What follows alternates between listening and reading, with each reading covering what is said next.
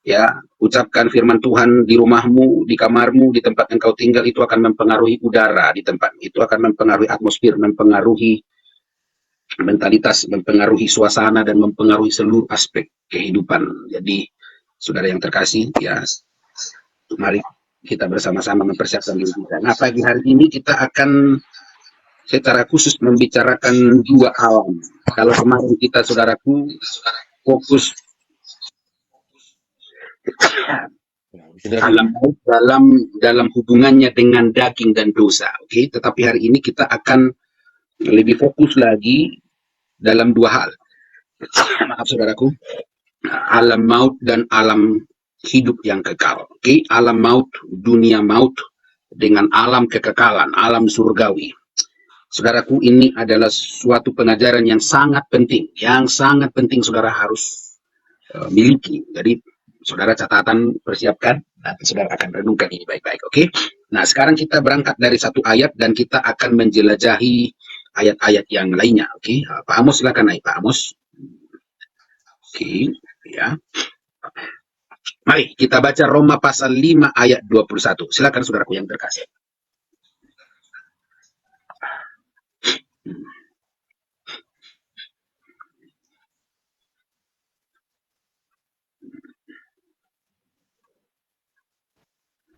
Roma pasal 5 ayat 20.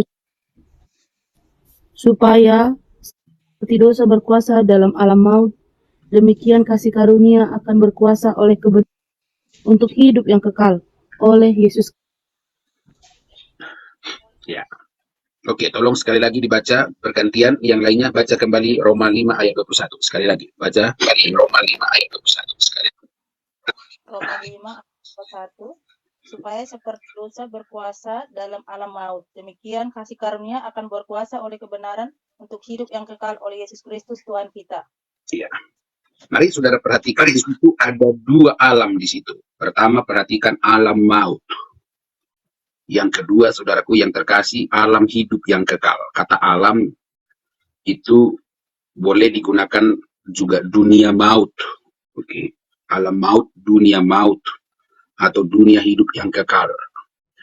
Bisa juga menggunakan istilah dimensi alam maut, dimensi hidup yang kekal. Jadi memperkaya bahasa kita. Saya menggunakan tiga istilah itu untuk alam maut tadi, satu, yang kedua dunia alam maut, ketiga dimensi alam maut. Jadi saudara yang terkasih, ada dunia alam yang saudara harus pahami dengan baik. Yang pertama dunia alam maut, dan yang kedua adalah dunia hidup yang kekal. Alam maut akan berkuasa dalam hidupmu, dalam hidup setiap orang kalau dia hidup dalam dosa. Jadi pengajaran yang sangat penting adalah jangan berbuat dosa lagi. Semua orang yang di loh hati, perhatikan ini baik-baik. Jangan berbuat dosa lagi. Sekali lagi saya peringatkan, jangan lagi berbuat dosa. Kalau saudara masih melakukan dosa, maka alam maut akan berkuasa dalam hidupmu. Gitu loh saudaraku. Nah, kedalaman, kerusakan, kan belum sampai final, belum sampai mematikan fisikmu dan membawamu ke dalam neraka, hukuman yang selama-lamanya, belum. Seperti yang kuajar kemarin, alam maut itu mungkin saudaraku masih berada dalam imajinasimu, dalam pikiranmu. Dia mungkin masih dalam bentuk benteng-benteng, bentuk kubu, masih dalam bentuk siasat iblis. Tetapi sebagian orang alam maut itu sudah meresap ke dalam perasaan mereka. Ada yang ketakutannya berlebihan, ada yang kecemasannya itu mengkhawatirkan, ada yang kalau berpikir itu berpikirnya tidak bisa baik. Itu adalah alam maut. Setiap kali engkau cemasnya tidak natural, kecemasan yang tidak normal, itu adalah kata lain, bentuk lain dari alam maut. Tapi alam maut juga dia bisa menjadi suatu penyakit di tubuhmu. Bukan suatu penyakit yang saudaraku terkasih diizinkan oleh Tuhan untuk tujuan tertentu, tidak. Tetapi karena pekerjaan iblis sudah begitu dalam dirimu melalui dosa, dosa memisahkan engkau dengan Tuhan, dan karena itu habit kebiasaanmu itu membuat alam maut itu sudah bahkan menanamkan penyakit dalam tubuhmu, itu juga alam maut. Karena itulah betapa kita harus sungguh-sungguh bertobat untuk dapat mengenali sejauh mana alam maut itu sudah masuk dalam kehidupan orang percaya. Saudara harus bertobat sungguh-sungguh. Dan di loh hati ini, saudara diajar setiap hari, setiap waktu, dengan segenap hati kami membawa saudara pada Tuhan. Jadi semua orang yang ikut ya di loh hati ini berada dalam perlindungan Tuhan, di dalam doa syafaat kami, karena kami adalah prajurit-prajuritnya Tuhan. Kami adalah pangeran dari surga. Kami adalah raja-raja kecil. Kita, saudaraku, diberikan otoritas oleh Tuhan. Jadi saudaraku yang terkasih, berbahagialah saudara kalau saudara pagi hari ini mendengarkan firman Tuhan. Yang kedua yang harus saudara perhatikan adalah alam hidup yang kekal. Saudara perhatikan baik-baik, demikian kasih karunia akan berkuasa oleh kebenaran untuk hidup yang kekal. Jadi saudara yang terkasih, hidup yang kekal itu akan menguasai saudara melalui kasih karunia oleh kebenaran. Hidup yang kekal itu akan menguasai saudara karena kasih karunia oleh iman. Saudara yang terkasih, yang pertama-tama saya ingin saudara mengerti dulu bahwa hidup yang kekal itu sudah saudara miliki. Saudara perhatikan baik-baik. Ya, hidup yang kekal itu, saudaraku yang terkasih, sudah kita miliki. Kalau kita benar-benar mendapatkan kasih karunia, mendapatkan kebenaran. Saudara baca dulu Lukas 17 ayat 21. Silakan dibaca saudaraku yang terkasih. Lukas 17 ayat 21.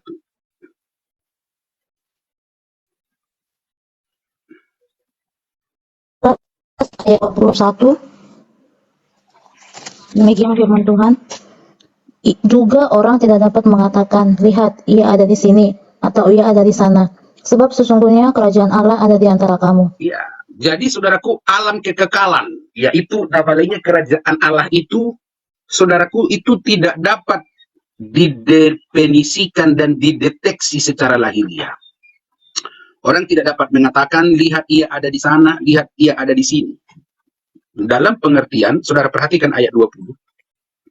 Lukas 17 ayat 20. Kerajaan Allah datang tanpa tanda-tanda lahiriah. Jadi saudara yang terkasih, ingat itu. Kerajaan Allah itu adalah dimensi rohani. Kalau rohmu sudah dilahirkan Tuhan kembali, maka kerajaan Allah itu sudah ada di dalam rohmu. Sekali lagi. Kalau engkau sudah dilahirkan kembali, kerajaan Allah itu sudah ada di dalam roh. Itu sebabnya kalau saudara mengerti rahasia dari iman, nanti kita akan kembali sampai ke sana. Tapi saudara buka dulu Mazmur 119 ayat 89. Ayo bergantian saudara yang terkasih. Mazmur 119 ayat 89. Silakan dibaca saudaraku.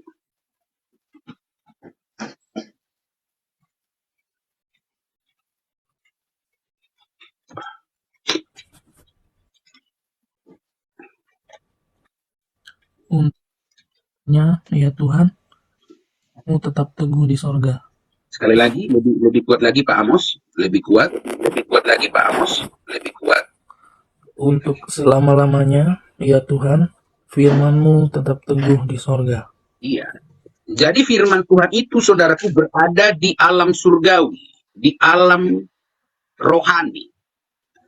Itu berarti setiap kali saudara menyimpan firman Tuhan di dalam rohmu. Perhatikan Matius pasal 13. Kalau benih itu disimpan di dalam hatimu, kata lain di dalam rohmu, di dalam hati yang baik, dengan pengertian lain, rohmu yang terbebas dari setiap pengaruh dari setan. Maka firman itu, saudaraku, masuk ke dalam alam surgawi, ke dalam alam hidup yang kekal. Jadi hidup yang kekal itu adalah dimensi rohani, dimensi spiritual. Dia bukan tanda-tanda lahiriah, dia tidak mungkin ada di sana dan tidak mungkin ada di sini. Dalam pengertian, itu bukan sesuatu yang dapat diidentifikasi secara saintifik, secara lahiriah. Sesungguhnya, saudaraku, kerajaan Allah ada di dalam hati kita, katakan amin. Saudara ucapkan dulu, kerajaan Allah ada di dalam hati. Ketika aku menerima firman Tuhan di dalam hatiku, kerajaan Allah sudah datang kepadaku. Kerajaan Allah sudah datang kepada. Ini artinya saudaraku yang terkasih, saya ulangi, perhatikan baik-baik. Dimensi kerajaan Allah adalah alam rohani, alam spiritual. Dan jangan lupa, salah satu dimensi dari engkau sebagai human, sebagai manusia adalah roh. Setiap kali engkau menyimpan firman Tuhan di dalam rohmu, maka firman itu sudah masuk, berada dalam posisi yang sesungguhnya, alam rohani, alam surgawi. Saudara harus percaya itu. Sekarang baca saudara Matius pasal 16 ayat 18.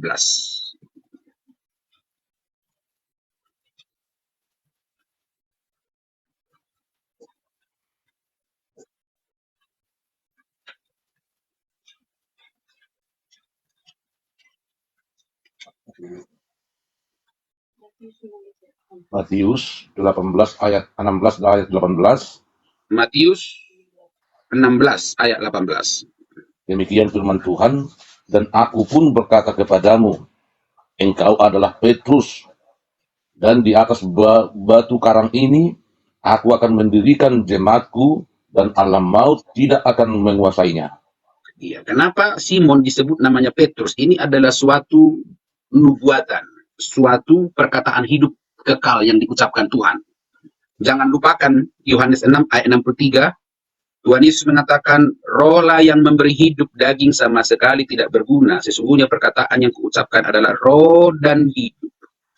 Jadi Yesus hendak mengatakan, ketika Yesus menyebut Simon sebagai Petrus, yang artinya batu karang yang teguh, suatu simbol, suatu gambaran, suatu ungkapan, seperti batu karang yang teguh ini, saudaraku, dia tidak akan dapat, saudaraku, dihalau oleh gelombang, oleh ombak. Dia akan teguh. Batu karang yang teguh. Begitulah akan berdiri orang-orang percaya. Alam maut tidak menguasainya.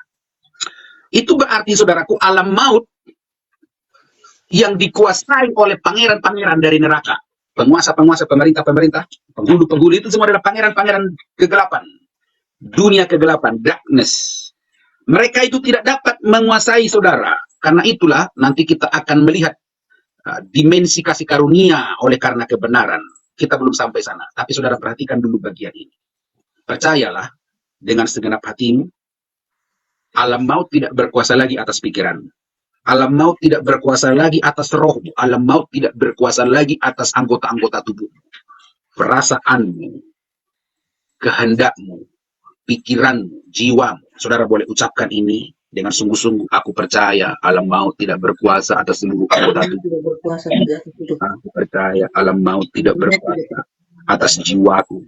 atas jiwa. Aku percaya alam maut tidak berkuasa atas keluargaku. Percaya alam maut Tidak berkuasa atas keluarga. Ini berarti, saudaraku, apapun yang mencoba digunakan oleh iblis untuk memasukkanmu dalam alam maut tidak akan berhasil. Tidak akan ada satupun senjata panah iblis yang berhasil menembusmu ketika engkau hidup oleh iman. Ingat perisai iman. Supaya saudara mengerti kembali lagi pada Roma 5 ayat 21, saya akan menjelaskannya. Aku akan menjelaskannya, setiap orang perhatikan baik-baik pengajaran ini menentukan.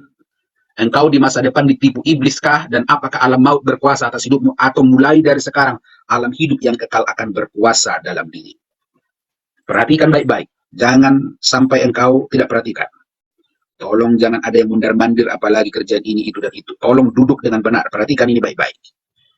Supaya sama seperti dosa berkuasa dalam alam maut. Itu artinya kalau engkau berbuat dosa, alam maut menguasai. Sekarang kebalikannya. Demikian kasih karunia akan berkuasa oleh kebenaran untuk hidup yang kekal. Perhatikan kata kasih karunia akan berkuasa oleh kebenaran untuk hidup yang kekal. Kata kebenaran di situ adalah dikaiosune. Dikaiosune artinya kebenaran Allah itu sendiri. Dengar baik-baik. Tidak ada seorang pun manusia yang dapat melakukan kebenaran Allah, terkecuali dianugerahkan.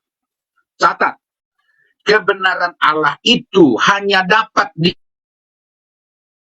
dinyatakan, tidak dapat dicapai oleh perbuatan. Itulah inti dari hukum Taurat. Semakin engkau membaca hukum Taurat itu, semakin terlihat hukum dosa akan memberontak dalam akal budimu. Sehingga yang tidak kau inginkan, itu yang kau lakukan. Itu inti daripada hukum Taurat. Karena itulah kalau ada di antara kita yang sudah dengar firman Tuhan tetapi justru melanggarnya, itu karena alam maut berkuasa atas hidupnya. Sekali lagi, kalau ada orang masih ditindas, dikuasai perzinahan, dikuasai kebohongan, dikuasai amarah, kepahitan, iri hati, itu karena alam maut masih berkuasa atas anggota-anggota tubuhnya. Itu karena di dalam akal budinya, pikiran iblis, benih setan masih disisipkan. Saudara perhatikan baik-baik, semalam ada beberapa mimpi yang dijelaskan Tuhan kepada saya cara alam maut berkuasa. Satu saya jelaskan dulu, yang lainnya menyusul. Satu dulu. Salah satu cara iblis memasukkan alam maut dalam dirimu adalah melalui idola. Perhatikan ini, anak-anak kita, pasangan kita, ya mereka yang punya hobi melalui idola, ya idola-idola sekarang ada banyak, tapi salah satu saya sebut ya Korea, artis-artis Korea yang merebak, kalau istilah sekarang apa sih namanya sayangku? Dunia perkoreaan ini di mana-mana anak gadis kita, anak-anak kita itu wabah K-pop.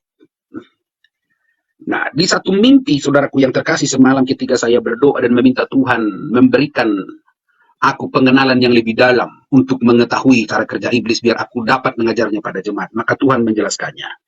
Di satu lemari, saudara yang terkasih, Tuhan memberi penggambaran seorang ibu menyimpan foto artis Korea. Di dalam pikiran ibu ini, artis Korea itu adalah suatu idola, tidak ada masalah. Tetapi Tuhan kemudian menunjukkan kedalaman yang tidak dipikirkan oleh manusia. Ternyata di dalam alam roh, di Korea sana, ada orang-orang tertentu, saudaraku, sehingga orang yang menonton K-pop itu dalam berbagai sudut perspektif, itu kan imajinasi di dalam pikiran.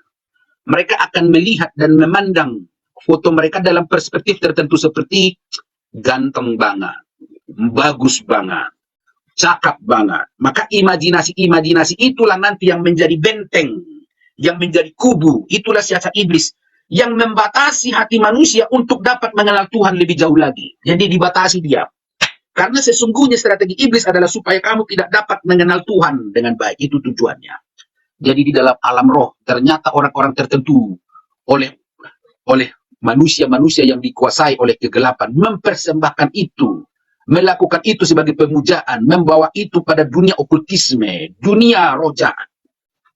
Jadi iblis akan masuk ke dalam pikiran orang melalui idola. Dan itulah sebabnya mengapa seperti anak kita atau orang-orang yang kita kasihi mungkin menonton K-pop itu seperti adiktif, kecanduan. Apa-apa buka lagi itu. Dan itu merusak. Ya, merusak sekali karena selain engkau tidak bisa fokus membaca Alkitab, kau tidak ada waktu lagi berdoa. Seperti kukatakan, dampaknya adalah kematian rohani. Kau mati dalam membaca Alkitab, tidak ada lagi gairahmu. Kau mati dalam berdoa, waktumu habis dikuras sehingga kau tidak bisa berdoa. Jadi imajinasi di dalam pikiranmu itulah yang dirusak oleh iblis dan itulah yang membuat engkau tidak dapat beranjak lebih jauh untuk mengenal Tuhan. Begitu loh cara kerja iblis. Begitu caranya. Sehingga engkau tidak dapat mengalami hidup yang kekal. Kenapa? Karena imajinasimu telah direbut oleh setan. Itulah sebabnya Alkitab mengatakan barang siapa yang hidup dalam roh itu memikirkan hal-hal rohani. Alkitab mengatakan pikirkanlah pikiran yang di atas, ya. Barang siapa menabur dalam dagingnya menuai hidup yang binasa atau menuai kebinasaan. Barang siapa menabur dalam rohnya menuai hidup kekal. Perhatikan ini baik-baik. Barang siapa menabur dalam dagingnya menuai kebinasaan, alam maut. Barang siapa menabur dalam rohnya menuai hidup yang kekal. Itu artinya saudaraku, kalau engkau terbiasa dikontrol oleh tontonan, oleh hal-hal yang duniawi, imajinasi itulah yang masuk dalam pikiranmu dan itulah yang menciptakan alam maut. Dari sana iblis akan merusakmu lebih jauh lagi. Akan hal ini akan saya jelaskan dalam bagian yang selanjutnya. Tapi cukup untuk hari ini untuk memberitahukan pada saudara bagaimana cara kerja alam maut itu.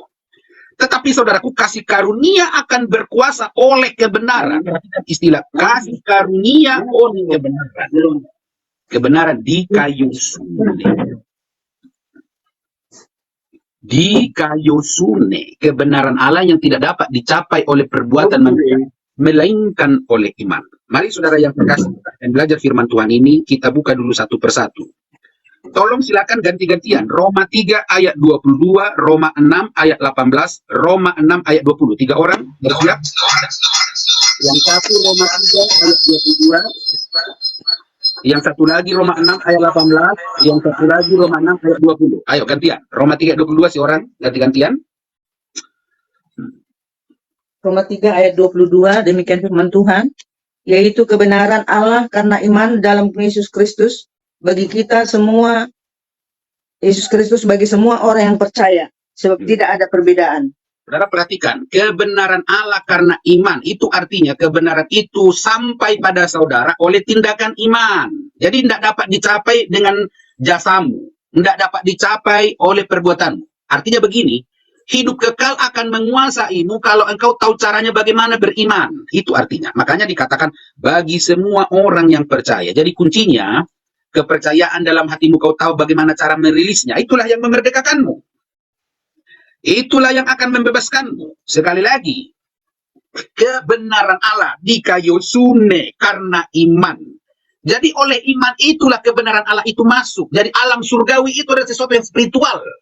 Dia adalah roh, dia adalah hidup. Dia menguasaimu karena engkau hidup dalam iman. Itu artinya. Sekarang baca Roma 6 ayat 18. Roma 6 ayat 18.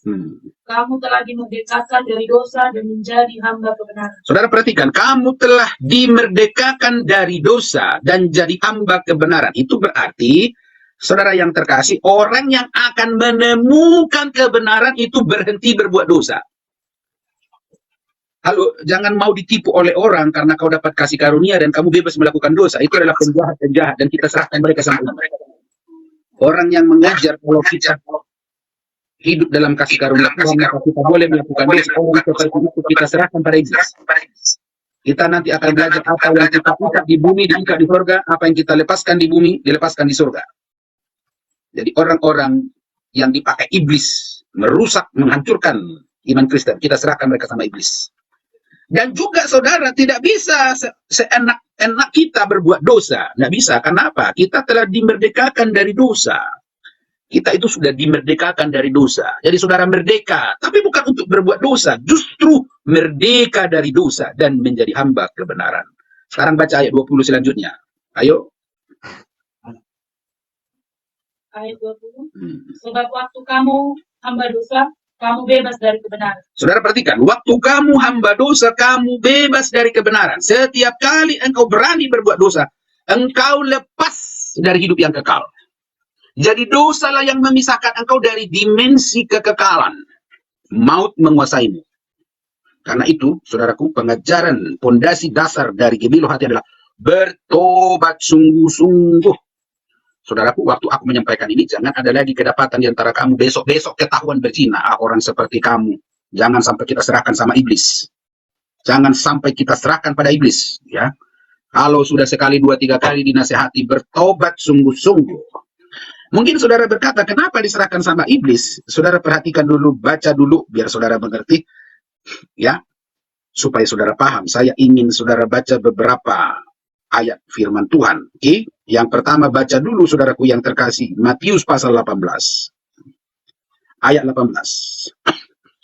Cepat dibaca Matius 18 ayat 18. Dan yang kedua adalah Matius 16 ayat 19. Seorang Matius 16 ayat 19 dibuka dan yang seorang lagi Matius 18 ayat 18. Silakan dibaca. Matius 18 ayat 18. Aku berkata kepadamu, sesungguhnya apa yang kamu ikat di dunia ini akan terikat di sorga, dan apa yang kamu lepaskan di dunia ini akan terlepas di sorga. Kalau kita katakan dosa seseorang tidak diampuni, dosanya tidak akan diampuni Tuhan. Kalau kita katakan dosa seseorang diampuni, dosanya akan diampuni oleh Tuhan. Itu artinya Tuhan memberikan batasan kasih karunia. Itulah sebabnya ada istilah terlambat. Ya, berjaga-jaga supaya jangan terlambat, jangan jadi gadis yang bodoh. Ya, bukan aku menghina saudara, kebodohan, foolish. Itu artinya saudaraku, engkau tidak mempergunakan kesempatan yang ada. Jadi berhenti melakukan dosa-dosa tertentu. Ya, jangan ada kedapatan lagi di dalam hati. Orang kedapatan berzina, orang kedapatan kepahitan. Kalau engkau masih seperti itu, kita kasih kesempatan untuk bertobat. Tapi kalau tidak, seperti kata Paulus, kita serahkan tubuhnya sama iblis. Jadi, saudaraku, berhati-hati. Satu ayat lagi, baca tadi. Matius pasal 16 ayat 19. Silakan. Matius 16 ayat 19. Kepadamu akan kuberikan kunci kerajaan sorga. Apa yang kau ikat di dunia ini akan terikat di surga, Iya, dan apa yang kau lepaskan di dunia ini akan terlepas iya. di surga. Kau ikat apapun di dunia ini diikat di surga. Kau lepaskan apapun di dunia ini kau lepaskan di surga. Itu artinya, saudara yang terkasih, orang-orang tertentu yang kita anggap musuh-musuh kebenaran, ketika kita serahkan sama Tuhan, dosanya jangan diampuni. Maka dosanya tidak akan diampuni oleh Tuhan. Tapi kalau kita berdoa memohon supaya dosanya diampuni, dosanya akan diampuni oleh Tuhan. Yohanes 20 ayat 23. Silakan baca. Satu ayat lagi. Yohanes 20 ayat 23. Silakan. Yohanes 20 ayat 23. Jikalau kamu mengampuni dosa orang, dosanya diampuni. Dan jikalau kamu menyatakan dosa orang tetap ada, dosanya tetap ada. Itu artinya, saudaraku, orang-orang tertentu yang kita lihat, kalau kita dipenuhi Tuhan, kita lihat orang ini adalah alat dari setan, sengaja untuk menghancurkan kekristenan. Kita berdoa pada Tuhan, memohon petunjuk Tuhan. Kalau hati kita dikuasai Tuhan, mengatakan dosanya tetap, kita ikat dia di bumi. Dosanya tidak akan diampuni. Maka dosanya tidak akan diampuni. Kalau kita katakan dosanya diampuni, dosanya pasti dia akan diampuni. Nah, ini kita peringatkan. Jangan sampai ada lagi di hati orang yang terbiasa berbuat dosa. Karena, saudaraku, tidak tertutup kemungkinan bahwa kamu itu sebenarnya adalah orang-orang yang tidak mengenal Tuhan. Seperti kukatakan, ya, oke, kita tidak sebut lagi namanya. Dulu pendeta yang pernah ada bersama kita, kalau dia sampai berani meninggalkan Tuhan Yesus dan menolak Tuhan Yesus di depan umum dan tidak mengakui bahwa Yesus Tuhannya dan Rajanya, itu artinya, saudaraku, bahwa selama ini dia berpura-pura mengenal Tuhan atau dia murtad meninggalkan Tuhan. Kalau kita katakan dosanya tetap, sampai matinya dosanya tetap. Kalau kita katakan dosanya diampuni, sampai matinya dosanya diampuni. Nah, untuk hal ini saya akan ajar besok, karena salah satu mimpi yang dijelaskan Tuhan sudah berulang-ulang mengajari saya akan hal ini. Ya, tapi ini kita lewatkan dulu. Sekarang mari fokus kembali, saudara, perhatikan baik-baik. Ya, Roma 1 ayat 17, silakan. Roma 1 ayat 17. Silakan baca Roma 1 ayat 17. 1 ayat 17. Sebab di dalamnya ternyata kebenaran Allah yang bertolak dari iman dan memimpin kepada iman. Seperti ada tertulis, orang benar akan hidup oleh iman. Jadi hidup yang kekal itu akan menghampiri, menguasai hidup saudara kalau saudara hidup dalam iman. Perhatikan, orang benar akan hidup oleh iman. Artinya orang yang mendapatkan kebenaran Allah. Dengan bahasa lain, orang yang akan dikuasai hidup yang kekal. Dengan kata lain, jikalau alam maut tidak lagi berkuasa atas hidupmu, supaya alam maut tidak lagi menguasai seluruh aspek hidupmu, hiduplah oleh iman. Bertolak dari iman, memimpin kepada iman. Itu artinya di dalam seluruh aspek hidupmu, gunakan perisai iman. Hello, dengarkan baik-baik. Api dari si jahat, panah api dari si jahat tidak akan dapat menembus hidupmu kalau engkau menggunakan perisai iman. Engkau hidup dalam iman, bertolak dari iman, memimpin pada iman. Karena orang yang benar pasti hidup oleh iman. Saudara perhatikan, sekarang kita beralih pada intinya sebelum kita berdoa. Roma pasal 10, semua segera buka. Buka Roma pasal 10. Segera buka semua Roma pasal 10, perhatikan baik-baik. Roma pasal 10. Saya baca mulai dari ayat 6. Perhatikan, ayat 6. Tetapi kebenaran karena iman berkata demikian. Saya ulangi lagi. Saya ulangi. Kebenaran karena iman. Lihat. Perhatikan. Garis bawah atau tulis. Kebenaran karena iman. Berkata demikian. Jangan katakan di dalam hatimu, siapakah yang akan naik ke surga? Yaitu untuk membawa Yesus turun, ayat 7. Atau siapakah yang akan turun ke jurang maut? Yaitu untuk membawa Yesus Kristus naik dari antara orang mati. Lihat, perhatikan kebenaran karena iman. Begini cara prakteknya, ayat 8. Tetapi apakah katanya? Ini. Firman itu dekat padamu, yakni dalam mulutmu dan di dalam hatimu. Itulah firman iman yang kami beritakan. Dengan kata lain, saudaraku yang terkasih, engkau harus merilis. Sekali lagi, rilis firman yang meluap dalam hatimu. Waktu kita baca tadi Mazmur 119 ayat 89. Firman Tuhan tinggal tetap di surga. Surga di mana? Di alam roh. Di dimensi roh. Ini. Di dalam dirimu ada dimensi roh. Engkau adalah roh. Di dalam dirimu ada roh. Ketika firman itu masuk dalam hatimu, dia masuk dalam dimensi rohani. Ketika firman itu meluap, rilis melalui ucapan mulutmu. Lihat. Firman itu dekat padamu, yakni dalam mulutmu dan di dalam hatimu. Itulah firman iman yang kami beritakan. Dengan kata lain, kebenaran iman cara kerjanya adalah firman yang meluap dalam hatimu harus diucapkan melalui mulutmu. Saya ulangi sekali lagi, firman yang meluap dalam hatimu ucapkan melalui mulutmu. Tolong baca saudaraku Yesaya 55. Ayo Pak Amos baca dengan kuat. Yesaya pasal 55 ayat 11. Baca yang kuat Pak Amos.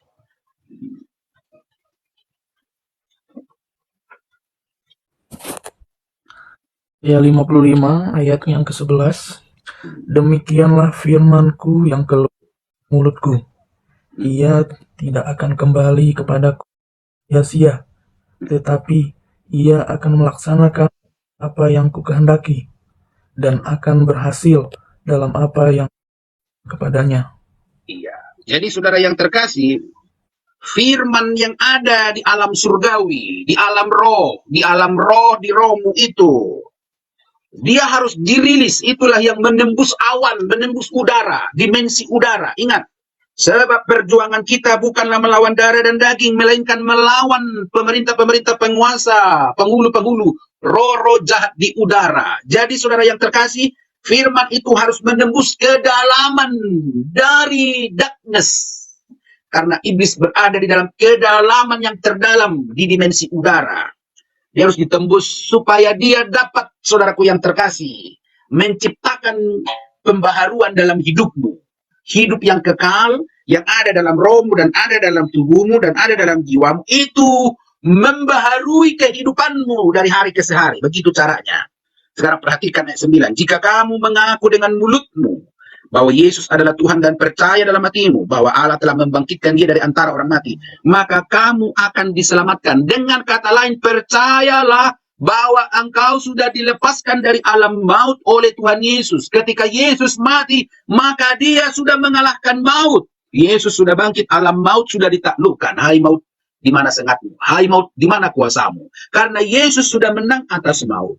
Maka kepercayaan itu harus kau rilis. Aku percaya Yesus sudah membebaskan aku. Aku percaya Yesus sudah memulihkan aku. Ayat 10 dalam Roma dikatakan pasal 10 ayat 10. Karena dengan hati orang percaya dibenarkan, dan dengan mulut orang mengaku diselamatkan. Jadi saudaraku yang terkasih, buka mulutmu, rilis kepercayaan di dalam hatimu. Ya, biarkan itu menembus udara, awan yang terdalam, menembus dunia kegelapan yang menguasai hidupmu, keluargamu, rumah tanggamu. Mari pagi ini kita berdoa bersama-sama, ucapkan firman Tuhan. Aku percaya Yesus menang atas maut. Aku percaya Yesus sudah menyelamatkanku. Bukan mulut saudara, aku percaya Yesus sudah membebaskan aku. Aku percaya Yesus menyembuhkan keluargaku. Aku percaya Yesus sudah menyembuhkan anak-anakku. Aku percaya Yesus sudah tidak berkuasa atas hidupku. Aku percaya oleh bilur-bilur Yesus aku sembuh. oleh bilur-bilur Yesus aku Dan sembuh. firman apa saja yang sudah kau dengarkan di dalam pikiranmu sekarang, dari hati yang meluap, rilis. Rilis, buka mulut saudara. Aku percaya bilur-bilur Yesus menyembuhkan. Bilur-bilur Yesus. Aku percaya di area manapun penyakit berada dalam hidup, Dimanapun dalam ada dimensi jiwa, akal budiku, rohku dan seluruh anggota tubuhku, semua kuasa penyakit telah dikalahkan oleh Tuhan Yesus. Ayo, jangan saudara buka mulut saudara, katakan, aku sudah sembuh, aku sudah pulih, aku sudah merdeka, alam maut tidak berkuasa atas anggota tubuhku. Bebas. Aku sudah bebas, aku sudah pulih. Demi nama Tuhan Yesus. Demi nama Tuhan Yesus, mari ikut berdoa bersama-sama dengan saya. Bawa seluruh anggota keluargamu. Bawa mereka dalam perlindungan kuasa yang diajarkan oleh Tuhan pada kita. Semua keluarga, semua orang yang bertalian darah, kami membawa keluarga kami, kami membawa semua anggota keluarga kami, membawa setiap orang yang diizinkan di bawah perlindungan dosa kami dalam nama Tuhan Yesus. Kami berkatakan alam maut tidak berkuasa, alam maut tidak dapat menyembuhkan. Media apapun yang digunakan oleh iblis menyembuhkan mereka, hancurlah media. Senjata-senjata yang dipergunakan iblis melawan mereka, hancurlah kuasa iblis, hancurlah tangan iblis, hancurlah kuasa iblis. Oleh bilur Tuhan Yesus kami perkatakan, Tuhan melindungi keluarga, Tuhan melindungi saudara-saudaraku, Tuhan memagari mereka dari setiap siasat iblis, Tuhan memagari mereka dari setiap kubu-kubu pertahanan yang ditanamkan oleh iblis. Oleh bilur Tuhan Yesus kami perkatakan, keluarga kami selamat, keluarga kami dijagai, keluarga kami diberkati. Dimanapun Jangan mereka berada, kami bawa mereka ke dalam tangan perlindunganmu, ya Tuhan. Tangan iblis tidak dapat menyentuh mereka. Tangan iblis tidak dapat menjamah mereka. Alam maut tidak berkuasa atas mereka. Alam maut Boleh jangan dibujuk berkuasa atas diri Yesus. mereka, Bapa. Sembuhlah keluarga kami. Bebaskan Boleh mereka, binuh Tuhan Yesus. Pulilah keluarga kami. Boleh binuh Tuhan Yesus. Keluarga kami diberkati. Firman-Mu Bapa berkuasa atas hidup kami. Buka mulut saudara. Buka mulut saudara. Itu di doa ini. Bawa Tapi setiap dia jiwa-jiwa. bertunduk kepada firman Tuhan. Setiap jiwa-jiwa di area atmosfer, di area mana engkau tinggal. Haleluya, Di Yesus. perumahan, di desa, di pulau, di mana engkau Melemahkan, untuk menghancurkan. ikuti doa ini, ikuti doa ini, ikuti doa ini, mari ikuti doa ini dalam nama Tuhan Yesus. Jiwa-jiwa di area, di tempat aku tinggal, aku perkatakan, hai engkau pangeran dari neraka, hai engkau penguasa-penguasa, pemerintah-pemerintah, engkau yang menanamkan kubu-kubu benteng-benteng siasatmu dalam pikiran jiwa-jiwa di sekitarku. Aku melawanmu, aku menentangmu. Tinggalkan jiwa-jiwa, bebaskan mereka. Hancurlah benteng-benteng yang kau bangun di pikiran mereka. Hancurlah setiap kubu yang kau bangun dalam pikiran mereka. Hancurlah siasat yang kau letakkan dalam pikiran mereka. In the name of Jesus Christ, kami perkatakan, hancurlah kuasamu. Hancurlah kubu-kubu yang kau buat. Hancurlah benteng-benteng yang kau buat. Kami melawanmu dalam nama Tuhan Yesus. Bebaskan jiwa-jiwa, bebaskan jiwa-jiwa, bebaskan jiwa-jiwa. Biarlah setiap pikiran dapat mengenal Yesus adalah Tuhan. Biarlah setiap penentang, biarlah setiap kubu, biarlah setiap penolakan yang engkau letakkan di dalam pikiran manusia hancur dalam nama Tuhan Yesus. Setiap kami memberitakan Injil kepada orang-orang di sekitar kami, terbukalah pikirannya. Setiap kami dipakai Tuhan untuk memberitakan Injil keselamatan pada orang-orang yang sudah kami doakan, terbukalah pikiran mereka. Dalam nama Tuhan Yesus mereka pulih, dalam nama Tuhan Yesus mereka selamat. Tuhan, buka pemberitaan kuasa Injil sehingga orang-orang di sekitar kami diselamatkan. Dalam nama Tuhan Yesus. Dalam nama Tuhan Yesus Kristus, mari saudara-saudara yang terkasih, bawa bangsa-bangsa sejenak kita berdoa. Tuhan, intervensi Rusia, intervensi Ukraina, intervensi bangsa-bangsa yang sedang berperang, intervensi. Oh Tuhan, kami memohon belas kasihan-Mu. Dunia dilanda kelaparan. Tuhan, intervensi ekonomi dunia, ekonomi Indonesia, ekonomi keluargaku. Katakan, pulihlah ekonomiku, pulihlah bisnisku, pulihlah keuanganku. Pulihlah keuangan kami, dalam nama Tuhan Yesus. Intervensi para pemimpin-pemimpin bangsaku. Intervensi pemimpin dari yang tertinggi sampai RT RW di semua lini. Intervensi bangsaku, intervensi negeriku, pulihkan dalam nama-Mu Tuhan kami Yesus Kristus. Kami berdoa dan mengucap syukur. Haleluya, haleluya, haleluya, amin. Saudara